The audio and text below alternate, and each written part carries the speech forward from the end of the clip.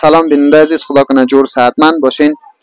خواستم یکی از راکبینی که طرف کمپانی به خیر میره از او نظریاتش رو درباره موترهای ملی بس بشنویم که چی میگه و خودشان خودم معرفی میکنن. سلام علیکم کاکا جان، وقتتان بخیر، خدا برام معرفی کنین. و علیکم سلام، ممنونم. باشی جور بخیر، خوب هستی؟ ما کمال هستیم از ولایت وردک.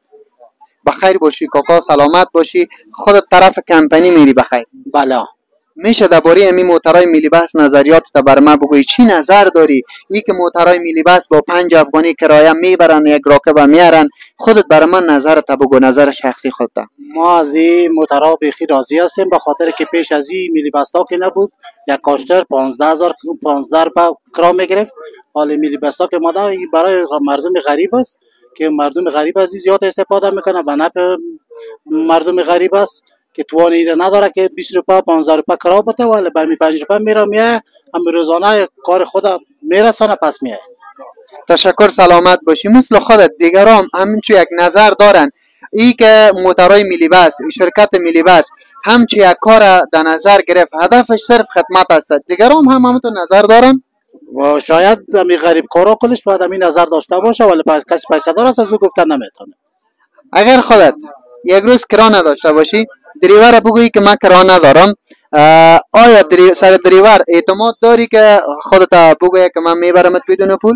بله، واقعیت این کارا بعض وقت شده که یا پیسه در جیب ما نمانده باشه یا فکر من نشه از خانه نگرفته باشه، دریور گفته یا کلیدار که پیسه نداره میگه بیشتر خیر مشکل است. تشکر.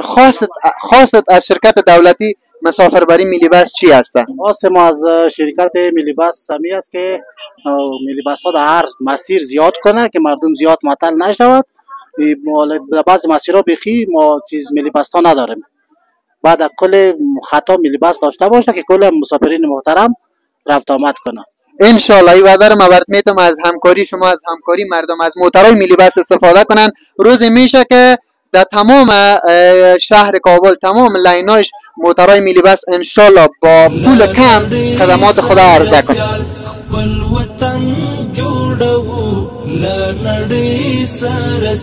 نور سمسور بيكړو نور سمسور بيكړو د جنات په مثال